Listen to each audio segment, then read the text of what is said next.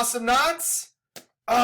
It's so good to see you. We're back for another weekly walkthrough. This is for week 10. Week 10, another Brother Allen world famous weekly walkthrough. Remember Karate Kid? That was a great movie. And he like crane kicks. Bah! I'm gonna crane kick you with knowledge. So let's get going. Let's talk about crane kick you with knowledge. Let's talk about week 10 and what you get for week 10. This is what you have to do. Looks like 5 assignments to me. 3 are due on Wednesday, middle of the week. And then 2 of them are due on Saturday at the end of the week. We're finishing up annotated bibliography this week. And then next week, moving on to the explanatory synthesis. So that's going to be amazing. So let's just get going. Let's talk about what we have coming up. The first assignment due on Wednesday is a rough outline. And this is kind of to give you some direction as you're moving towards the explanatory synthesis, because this annotated bibliography is what we're going to be using for that. And it's kind of nice to know the direction that you're going so you don't waste a whole bunch of time, doing a research that you're not going to actually use in your paper. So in the instructions, it has sample outlines. And this document's awesome, brothers and sisters, because it has a whole bunch. So it has a pro-con outline. It has a misconception and pro-con outline. It has a misconception and problem solution outline. It has a problem solution, misconception, and pro-con outline, mixing them all together. So you kind of look at these examples and decide, what's the best one, right? What one will work for me? You note that they have these different sections, and then within the sections they have dots or they have numbers, right? That's what your outline should look like. So you have these little sections, and then 1, 2, 3, or you have the dots, right? The bullet points. That's what you should make it look like. So just remind yourself, what format are you doing? Are you doing problem solution? You doing pro-con? Are you mixing some stuff? And then you're going to download the worksheet and you're going to fill it out, right? So some of these sections you might not need. Some you may be adding some sections. And you're going to fill out some boxes, and then there's a place for you to reflect. Don't forget to do the reflection, because that's part of the rubric and what you're getting points on. So 12 points. This is what I'm grading you on. Remember, some of those points are the reflection. And this is due middle of the week. I'll give everybody a check really quick on these. I'll try to get them back to you as quick as possible so that you know you're moving in the right direction. Then we have a discussion. And remember that in the discussions, you got to do at least 3 points to get all of your points. At least 3 posts to get all your points.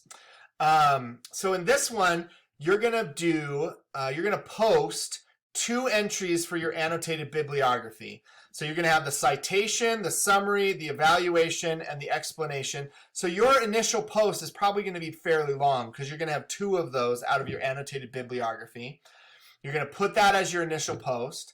And then you're going to respond to at least 2 classmates, and you're going to talk about, are there annotated bibliography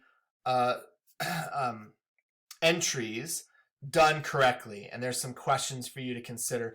And this discussion is in lieu of peer review for this assignment, right? The annotated bibliography is kind of tedious to read through, and they don't, this is instead of doing a peer review. And once you get, 1 entry done correctly, the rest of them should all be done correctly, right? Because you're just kind of filling stuff out.